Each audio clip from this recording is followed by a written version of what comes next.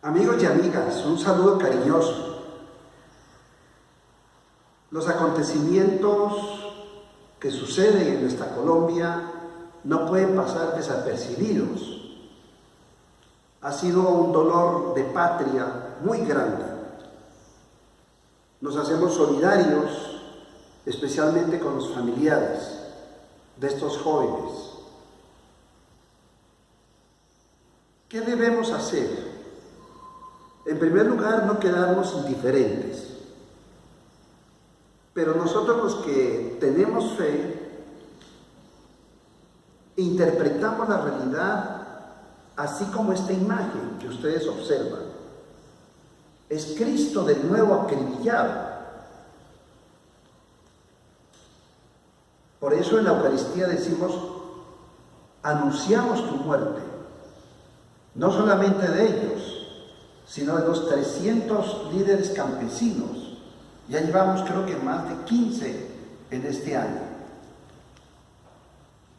¿Qué hacer? Los que tenemos fe, en primer lugar, hacer bien las cosas que debemos hacer. No nos toca ir a investigar. Y los que queremos vivenciar la espiritualidad ignaciana, pues informarnos. Ya estamos como en el escenario de esa propuesta. A continuación vamos a ver cómo fue el proceso de revelación que aparece en la Biblia. Hay dos cositas que debemos realizar. Primero, la información. ¿Para qué la información? Para que nuestra experiencia sea más auténtica.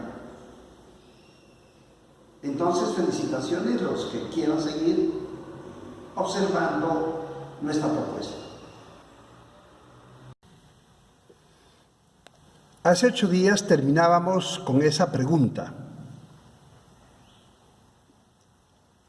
¿Qué pretendemos? Conocer cómo fue el proceso de la revelación. Hemos empleado este título de Antiguo Testamento. Esa palabra testamento, creemos que es el testamento de un papá con sus bienes a sus hijos. No, no se trata de esto. Testamento en la Biblia significa el pacto, la alianza que el pueblo de Israel hizo con Yahvé frente a la propuesta de este Dios que tenía ese nombre. Vamos a ver qué significa Yahvé. Hay un personaje supremamente importante llamado Moisés. Ahí lo ubicamos en el año. ¿Qué característica tiene este personaje? Que experimenta un Dios distinto. ¿Cuáles son las características de este Dios? Que tiene la iniciativa de llamar a este hombre y que le pide algo: quítate las sandalias. Todo es una simbología hermosa. Moisés experimenta en su corazón algo distinto, pero para poder comprender y conocer eso algo distinto, no hay que acudir solamente a la información académica, sino especialmente a la experiencia, para después interpretarla. ¿Y cómo interpreta Moisés y su pueblo a ese Dios? Que es un Dios que se encarna en la historia. No solamente se encarna en el vientre, en el seno de María, sino se encarna en el cosmos. Es un Dios histórico, con unos personajes realmente significativos, como Abraham, Isaac, Jacob. Es un Dios que sufre con el pueblo, porque ese pueblo está esclavo. No le gusta la esclavitud y por eso desea liberarlos, salvarlos. Camina con su grupo. No es un Dios local, no es un Dios estático, no es un Dios filosófico. Y por eso la comprensión de este nombre Yahvé en la cultura semítica, que es distinta a la cultura helena, el significado es mucho más existencial, no es conceptual. Es un Dios que continuamente se está revelando.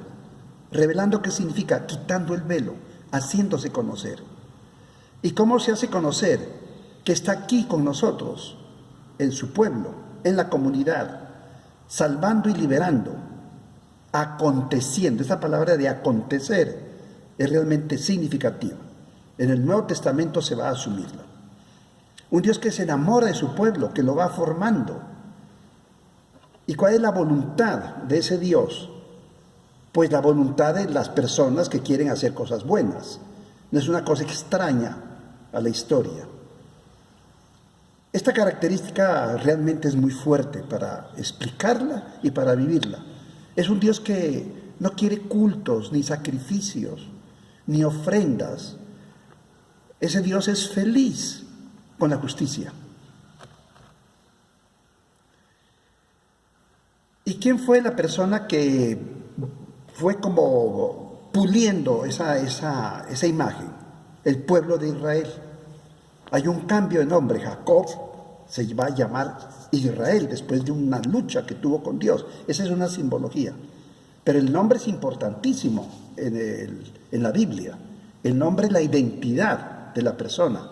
Es la identidad y la misión que tiene la persona o que tiene un pueblo.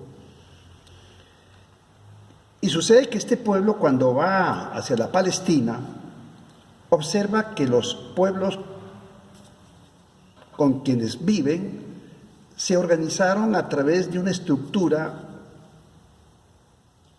monárquica, donde había un rey, el rey tiene su corte y el rey tiene sus esclavos. De allí se va a originar la injusticia. El pueblo de Israel en un primer momento no se va a organizar así. Se organiza es a través de los jueces. Esos jueces son líderes sociales. No es el juez que dicta la sentencia como lo tenemos ahora, no. Eran líderes sociales. Y el liderazgo era fomentar aquel valor de la justicia, del querer realmente tener una sociedad igualitaria.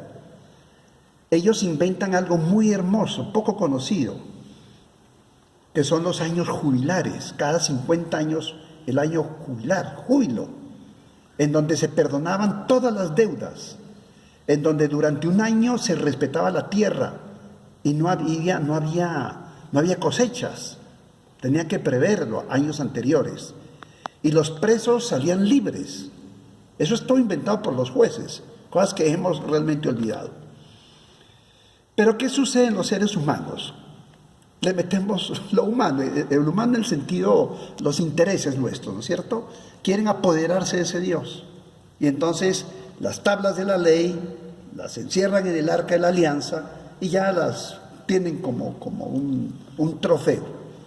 Entonces si el arca está en un sitio adecuado, ganan la guerra. Si se pierde o no le dan el tributo necesario, se pierde la guerra. Y eso mismo va a pasar con el templo. Se olvida la experiencia de amor, de liberación y de justicia y se va a dar una fuerza tremenda a lo institucionalizar. Es decir, al templo. ¿Bien?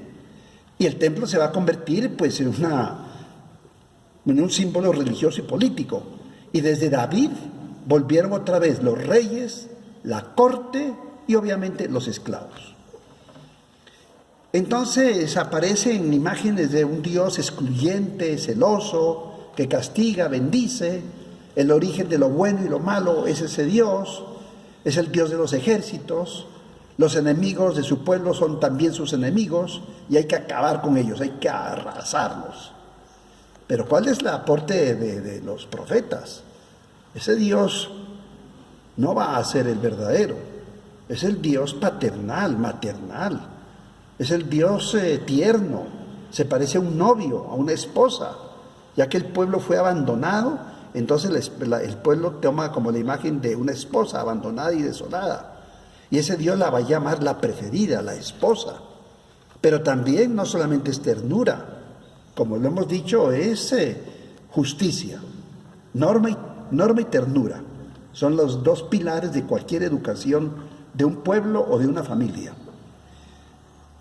Y justicia, de acuerdo a Isaías, especialmente con el huérfano y con la viuda. No le gusta la esclavitud. ¿Por qué no le gusta la esclavitud? Porque solamente el verdadero amor existe cuando hay libertad. El origen de esta visión, ¿dónde va a terminar? En la importancia que le da a la familia y a la justicia. Conclusión: la comunidad poquito a poco se va a convertir en el modelo del Dios revelado en Jesús. ¿Qué es lo que nos va a revelar Jesús? Eso es todo, muchachos. Mucho gusto, que Dios los bendiga. Dentro de 8 días, la presentación del Nuevo Testamento.